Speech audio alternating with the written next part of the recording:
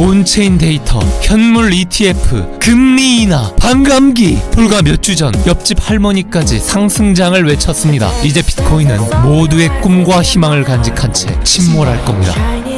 안녕하세요, 코인 사무라이입니다. 비트코인이 현재 반등하고 있는데 블록 미디어 기사에 따르면 유명 암호화폐 예언가이자 비트맥스 공동 창업자인 아서 헤이즈는 비트코인의 추가 하락이 가능하다며 변동성 장세가 계속될 것이라 말했습니다. 중동 전쟁의 긴장이 계속되고 있고 거시 경제의 리스크가 지속되면서 비트코인의 추가 폭락이 가능하다는 걸까요? 유명 암호화폐 분석가 렉트 캐피탈은 반감기 사이클 사진을 게시하며 현재 비트코인의 위치를 표시했습니다. 지금은 반감기 이후 그 어딘가를 지나고 있다는 의미일 텐데 이런 깊은 하락이 나오더라도 사이클대로라면 저희는 분명 비트코인 대상승장을 맞이하게 될 겁니다. 한편 유명 암호화폐 분석가 마이클 반데포프는 자신의 X에서 재무부의 양적 완화가 앞으로 다가올 예정이라며 사진을 게시했습니다. 그의 말에 따르면 미국 재무부가 300억 달러에 달하는 채권 바이백 매입을 예정 중이라는 건데요. 이 같은 채권 매입이 글로벌 유동성 공급을 통해서 자산들의 가격 상승을 주도한다는 의미일 겁니다. 재무부의 이 같은 유동성 공급이 현재 자산시장 하락을 방어해낼 수 있을까요? 기대되는 대목입니다. 미국 카드빚이 사상 최대라는 기사가 나왔습니다. 미국 신용카드 부채가 1년 전보다 5.8% 증가하여 사상 최고 기록을 경신했다는 것인데요. 이같이 지속적으로 신용카드 부채와 연체율이 증가하는 흐름은 미국의 고금리 유지 때문인 것으로 보이는데 미국의 경기가 급격히 얼어붙는 신호인 것 같아 걱정됩니다. 현재 비트코인을 보시면 최근 급락 이후 전체 하락분에 대한 382 지점까지 반등이 나온 상태입니다. 비트코인 약세 국면에서 382 정도의 되돌림은 기대해 볼 수 있는 되돌림이고 최대 0.5 되돌림까지 예상 중입니다. 해당 가격은 59,000달러 선으로 382에서 이 0.5 구간은 매우 큰 저항을 예상하고 있기 때문에 해당 구간은 비트코인 추세를 결정짓는 중요한 구간이 되겠습니다. 비트코인 차트를 좀 더 자세히 보시면 비트코인은 최근 일봉상 엄청난 거래량을 동반하며 하락했습니다. 그리고 저는 비트코인의 이 추가 하락을 의심하고 있습니다. 과거 차트를 통해 그 이유를 알아보죠. 21년도 부처빔 당시의 차트입니다. 일봉상 거래량을 동반하며 큰 하락분이 났고 음봉의 꼬리를 채워주는 하락분이 이어졌습니다. 결과적으로 저가를 이탈시키는 하락이 계속해서 발생한 걸 보실 수 있습니다. 21년도 후반 차트입니다. 이때 역시 큰 거래량을 동반하며 하락분을 보여줬고 이러한 꼬리를 채워주는 움직임이 나오게 되었습니다. 나아가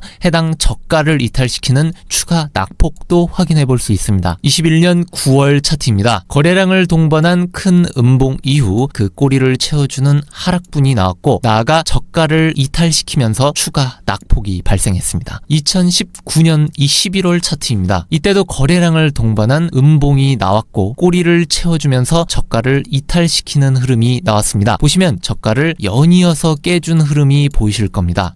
2018년도 11월 차트입니다. 거래량을 동반한 하락 이후 저가를 갱신하는 추가 낙폭이 이어졌습니다. 2020년도 코로나 빔 당시 차트입니다. 거래량을 동반하는 엄청난 음봉 이후 저가를 이탈시키는 흐름 보이실 겁니다. 특히나 이 음봉의 저가 기준 14%가 추가로 하락하면서 선물 거래에선 역대급 청산이 일어났습니다. 현재로 돌아와 비트코인이 최근 거래량을 동반한 음봉이 발생했기 때문에 저는 비트코인의 저가를 이탈시키는 추가 하락을 의심하고 있고 주봉상 100일 EMA 근처인 45,000달러까지를 최대 낙폭으로 보고 있습니다. 다만 제가 이를 뛰어넘는 하락분이 나올 가능성, 빅쇼트를 배제하지 않고 있는 것은 나스닥의 차트가 매우 위험하기 때문입니다. 현재 나스닥 차트를 보시면 최근 큰 폭락 이후 소강 상태입니다. 오른쪽 22년도 나스닥을 보면 큰 폭락 이후 어느 정도 반등하며 데드캣이 나온 뒤 재차 하락한 걸 보실 수 있습니다. 현재도 마찬가지로 어느 정도 반등하더라도 재차 하락하면서 저가를 위협할 가능성이 있는 겁니다. 과거 22년도 금리 발작으로 비트코인이 먼저 크게 하락했고 이후 나스닥이 하락하자 커플링되며 비트코인도 하락하는 움직임이 나와 주었습니다. 그렇다면 금리 인하 시기인 지금 비트코인과 나스닥은 어떤 흐름을 보여주고 있을까요? 금리 인하가 가까운 7월 11일 나스닥이 먼저 하락분을 보여주었고 이어서 비트코인이 7월 29일 하락을 시작했으며 나스닥이 8월 1일 급격하게 하락한 뒤 비트코인이 비슷한 시기에 폭락하기 시작했습니다. AI 기대감과 금리 인하 기대감으로 연일 상승하던 나스닥이 이 AI 수익성에 의문을 품으며 선행적으로 위험자산 자금이 대거 이탈했고 이후 경기 침체 공포감과 반전과 중동 정쟁 확산, 엔캐리 트레이드 청산 등을 재료로 추가 낙폭을 보여준 가운데 결국 비트코인도 커플링되며 폭락한 것입니다. 다시 22년도와 현재 나스닥 차트 비교로 돌아와 현재 나스닥이 추세를 강하게 뚫어주며 추세를 반전시키지 못할 경우 22년도처럼 하락분의 382에서 0.5 정도의 되돌림 이후